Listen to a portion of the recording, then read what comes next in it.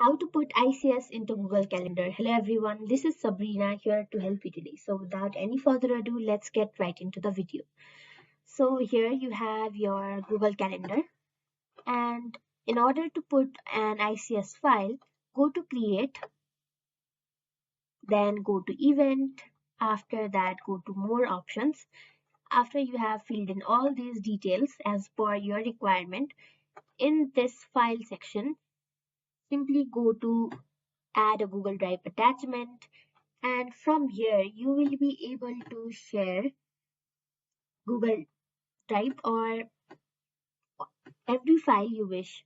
Make sure you have downloaded the ICS file in your drive after you have received it from your email or any source you got it from, and you will be able to put it and save, and you will be done. So that's how you do it.